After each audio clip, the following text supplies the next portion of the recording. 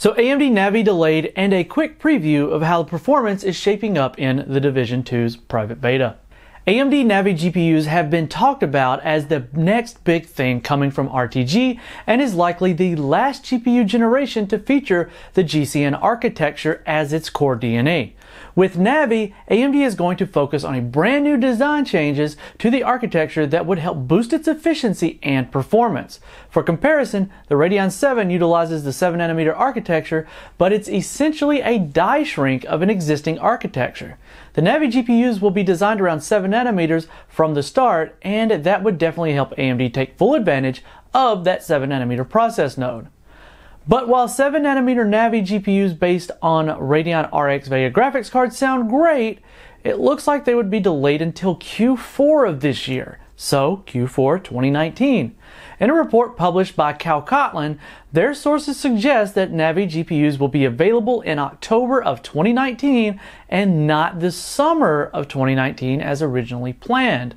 The reason behind this change is not mentioned, but it may be contributed to the 7nm supply, as the Radeon 7, a high-end chip, is already available in lower quantities than expected and is out of stock almost globally. Another reason could be that the Navi GPUs are also allegedly going to be featured in the next generation consoles, and AMD would want to dedicate a good chunk of supply for those before they ship the chips out to AIBs for production of desktop-based Radeon RX graphics cards. And to dig a little deeper into this subject, make sure you follow the link down in the description below. Now on to The Division 2. Ubisoft is back with the next installment of The Division, and it's packing an improved version of the Snowdrop engine.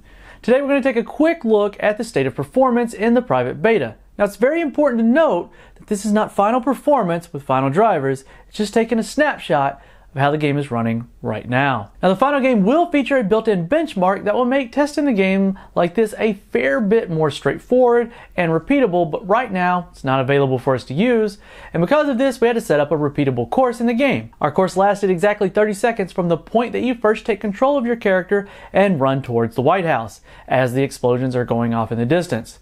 All runs were taken in clear conditions during the day. Alright, so this is editing Keith here. I'm stepping in because initially we only did DX11 because some of our early testing showed that it actually ran better than DX12, but we went back and retested some things and found that not to be the case. So you're going to see DX11 and 12. So everything from this point forward still stands. Even though we're sticking to DX11, we still had to use OCAT for measuring as Fraps is exporting bad data, and it makes it appear as though triple buffering VSync is enabled when it clearly is disabled in the options menu and is not functional. As this is just a quick look at performance, we're sticking to 4 video cards, the RX 580, GTX 1060 6GB, RX Vega 64, and the RTX 2070, all of which are being run on our Z370 test bench with the i5-8600K at 5GHz with 16 gigs of DDR4 3200. Now this would have been a really good one to test with the Radeon 7 versus RTX 2080. Hint, hint, AMD. As the Division 2 stands right now in the mid-range is neck to neck. The RX 580 and the GTX 1060 are beating each other very evenly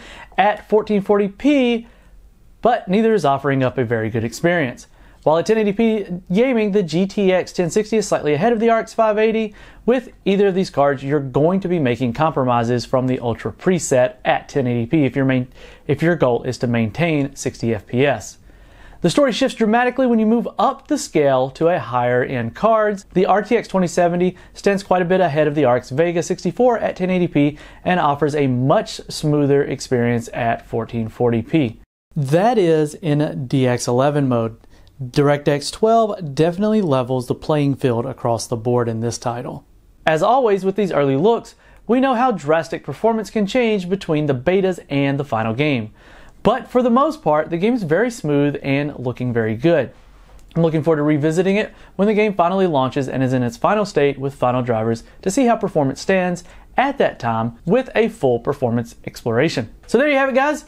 Navi delayed, unfortunately, possibly, still a rumor. Again, links down in the description on that, and the current state of the Division 2 private beta. Things are looking pretty good. It's going to be a rough one to run, but we'd love to hear your thoughts on this one down in the comment section below. Feel free to subscribe and hit that notification bell so that we don't miss you guys in the next one.